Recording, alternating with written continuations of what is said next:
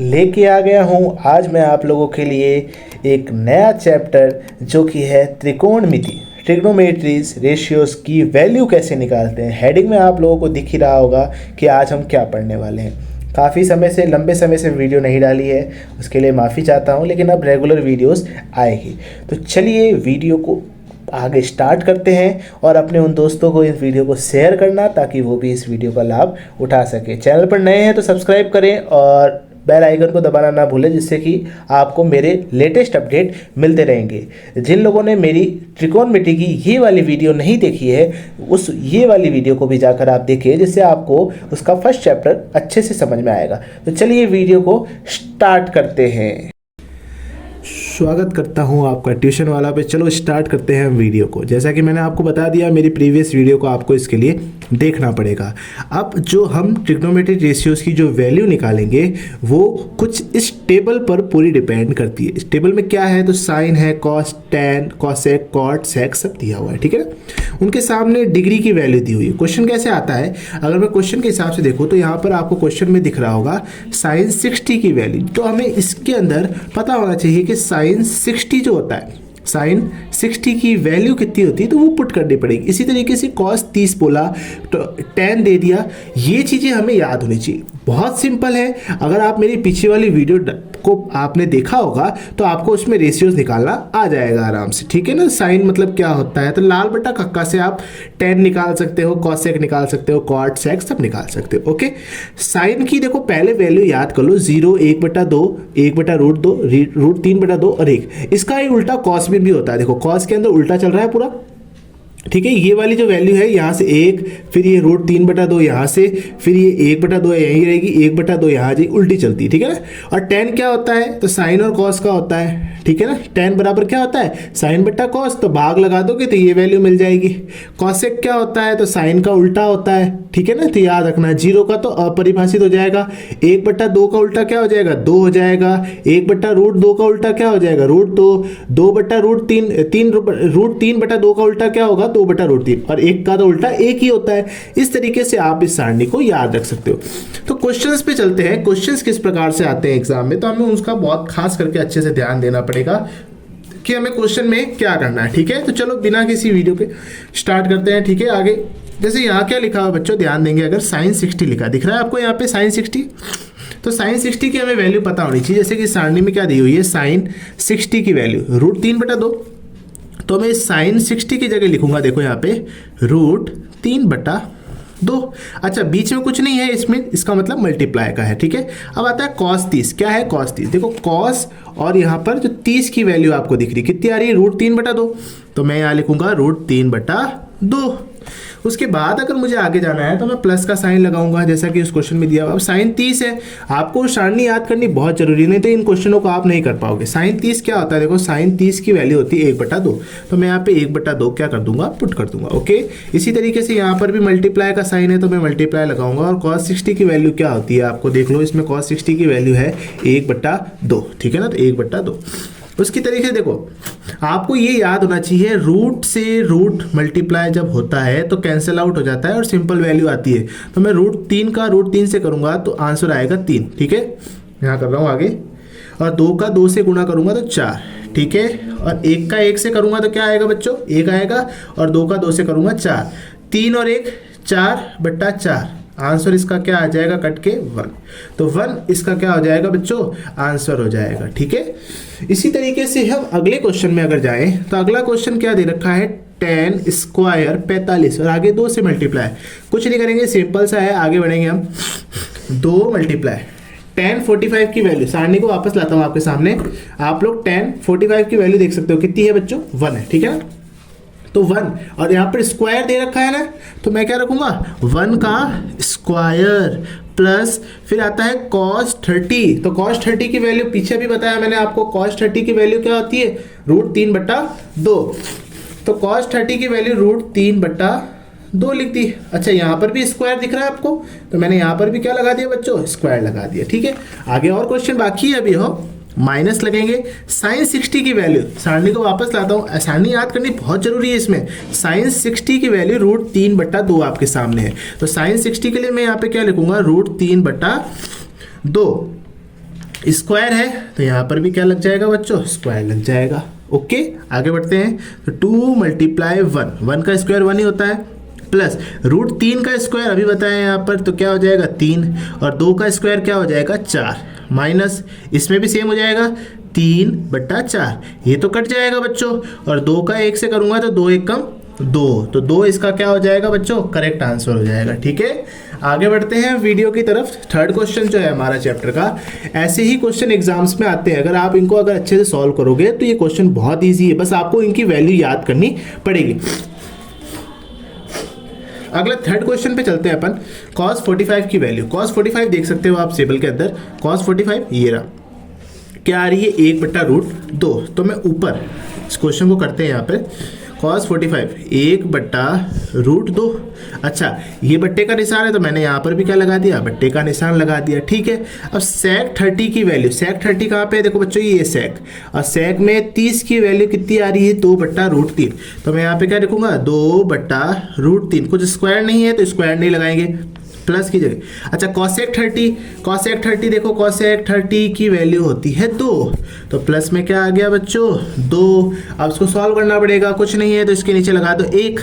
ठीक है ना, अब आगे अपन अगर मैं करूंगा इसका 1/√2, फिर नीचे इन दोनों का लसा पर क्या होगा √3। अच्छा, √3 में √3 एक बार आता है तो, और रूट एक बार गया तो 2।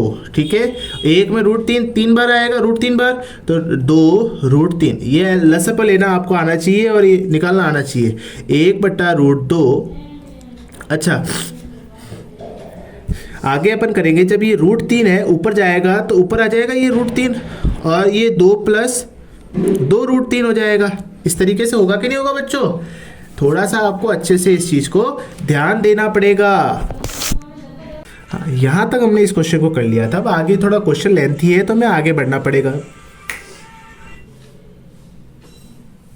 चलो स्टार्ट करते हैं हम लोग। तो √3 है हमारे सामने, तो मैं √3 को ऐसे ही लिखूंगा और इसका अंदर मल्टीप्लाई कर दूंगा, तो क्या हो जाएगा, पहले 2√2 होगा, और √2 का √3 से करूंगा तो √6, और 2 तो इनके साथ में है, ये आ जाएगा।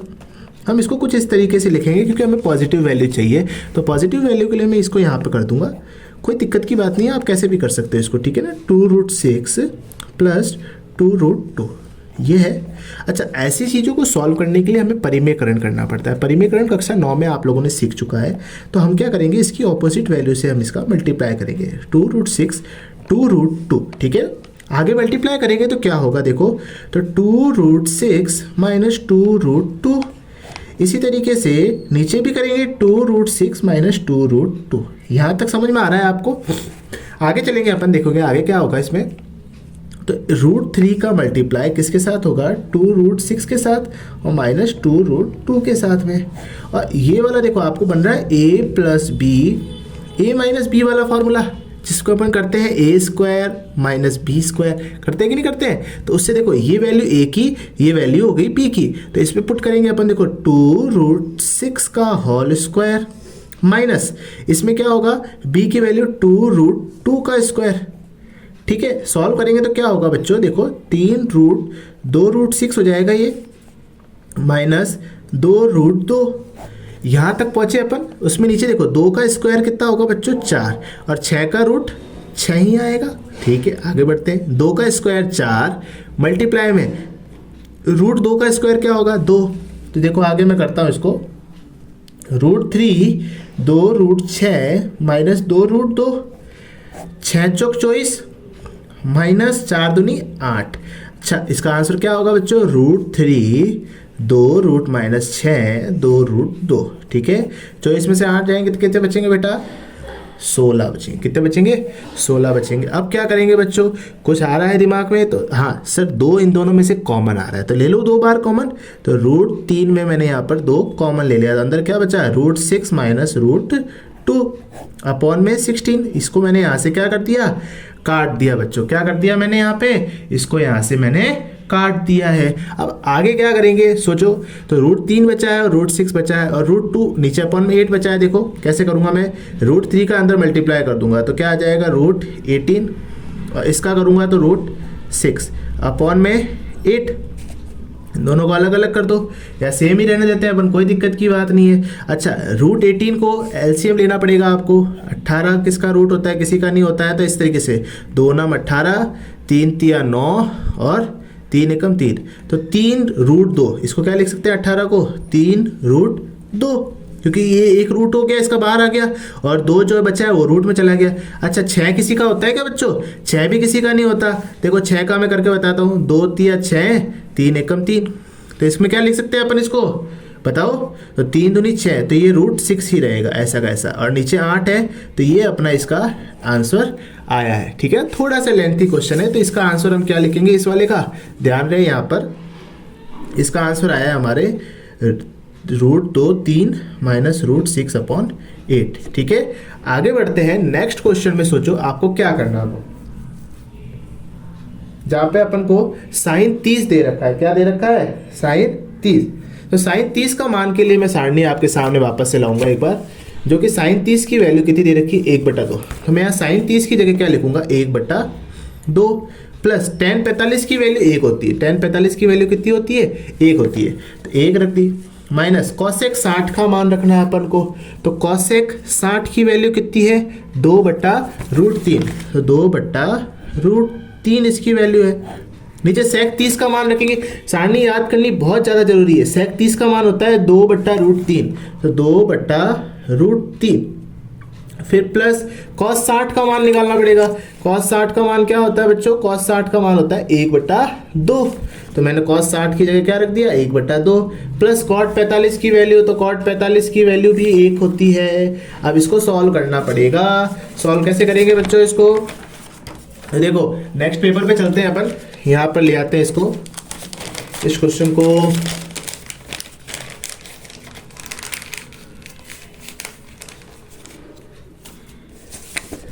नेक्स्ट पेपर पे आ गए हैं अपन।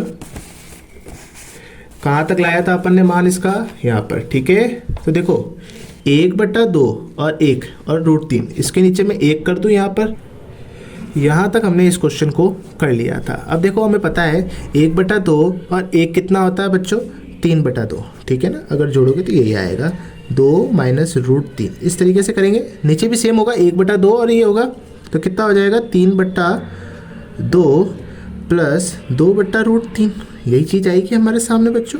ठीक है, तो अब हमें आगे क्या करना पड़ेगा, सोचो इसमें क्या करेंगे, तो हम इसका एलसीएम लेंगे ऊपर नीचे, ठीक है ना, तो ऊपर नीचे एलसीएम लूँगा इसका, तो 2√3 होएगा इसका, नीचे भी क्या आएगा इसका 2√3, 2 से 2 कटेगा तो ऊपर 3√3 आ जाएगा।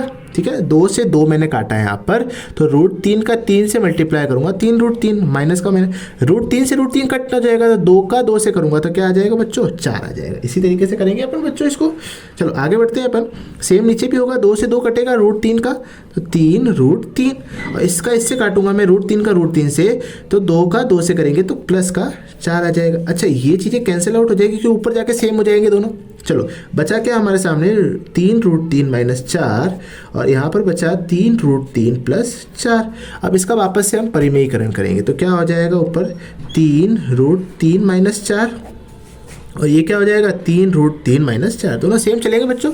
आगे बढ़ूंगा मैं अगर, तो देखो इनका क्या करेंगे, दोनों सेम है ना, तो 3√3 माइनस 4 का होल स्क्वायर, और ये तो a plus B a minus B जैसा हो जाएगा, तो इसका a square minus B square की तरह करेंगे इसका। तो देखो 3√3 का स्क्वायर माइनस 4 का स्क्वायर, तो ये क्या हो जाएगा 3√3 माइनस 4 का होल स्क्वायर अपॉन 3 का स्क्वायर क्या आ जाएगा 9, और √3 का क्या हो जाएगा 3, और 4 का स्क्वायर 16 हो जाएगा। फिर आगे करेंगे, देखो 3√3 का खोलेंगे अगर a माइनस बी का होल स्क्वायर, तो ये बच्चों किस तरीके से होगा, देखो 3√3 माइनस का स्क्वायर, ठीक है ना, प्लस 4 का स्क्वायर, और माइनस 2a भी होता है, तो मल्टीप्लाई 3√3 माइनस 4 का स्क्वायर, सॉरी 4, अच्छा ठीक है ना, स्क्वायर नहीं आएगा यहाँ पे, अपॉन 9 तिया 27 और माइनस 16। क्वेश्चन थोड़े लेंथी है ये वाले, अपन को अच्छी तरीके से करना पड़ेगा, एक मिस्टेक करते ही ये क्वेश्चन पूरा गलत हो सकता है बच्चों, ठीक है ना।